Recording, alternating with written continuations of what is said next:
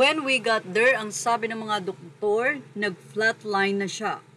Nang 30 minutes, when she got to the ICU, sa naging kwento ng magkakapatid, particularly Ian De Leon and Lotlot De Leon, ang tila naging spokesperson ng nasabi nga pong pagpanaw ng kanilang ina na si Nora Aunor, ay lumalabas na tila wala ngang alam ang magkakapatid na siya ay may operation or may nararamdaman or mao-ospital.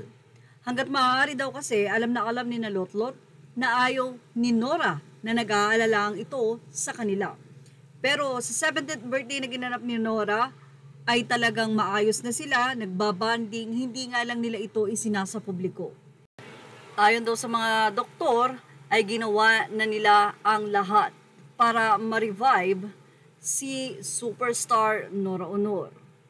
At dahil nga nung time na yon na tila parang hindi na ma-revive si Nora Aunor, ay tinawag na nga ang mga anak. Kaya naman ayon kay Lotlot, naging saksi sila na ginawa ng lahat ng mga doktor upang ma-revive ang kanilang ina na si Nora.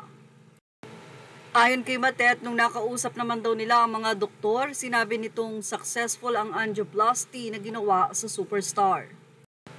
Ayon kay Matet, kahit ang mga doktor ay nagulat o parang hindi makapaniwala ayon sa kanyang obserbasyon habang nire-revive si Nora Aunor, hindi nga makapaniwala dahil nga sa nangyari sapagkat ang nasabing ng surgery or operation ay successful. Kinamusta naman ni Jessica Soho sila Kenneth at Kiko, at ang sagot nga ni Kenneth o ni Kiko, hindi nga raw sila makapaniwala na wala na ang kanilang inang si Nora Aunor. Ayon kay Kiko, masyado daw mabigat yung mga pangyayari. Muli na itanong nga ang magkakapatid kung mayroon bang bilin sa kanila ang kanilang inang si Nora, at ayon nga kay Ian, yun pa rin ang sinagot niya na sinasabi sa apo na mahal ko sila, pakiyakap ako sa mga apo ko. The same na sinabi din kay Lotlot De Leon. And for sure, yun din ang sinabi sa lahat ng kanyang anak at sa kanyang mga apo. Kahit na nga very busy sa kanyang schedule or sa kanyang craft, ang superstar ay hindi daw nito napapabayaan sila na dalawin, especially kung mayroon silang sakit. Well, ayon naman kay Jessica Soho, parang nalungkot daw siya sa side ng mga children ni Nora Aunor dahil alam niya na Nora Aunor belongs to the public.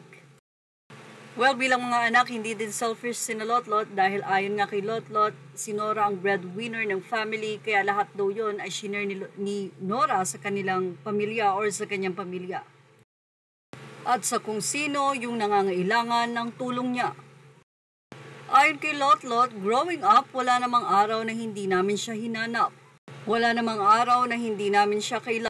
Tinanong naman ni Jessica Soho kung anong klaseng nanay ba ang superstar. Ayon kay Matet, makulit, pero nandun din daw yung pagdidisiplina.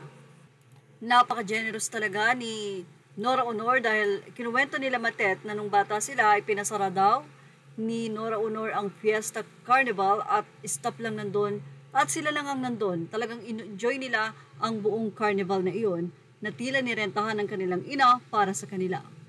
Ayon kay Jessica, bongga palang bumawi kapag napapagalitan sila ni Nora Aunor. Say naman ni Lotlot De Leon, ganun talaga siya ka-generous. Yan ang ating showbiz snap update. Images are all credit to the rightful owners. Please like, share, and subscribe.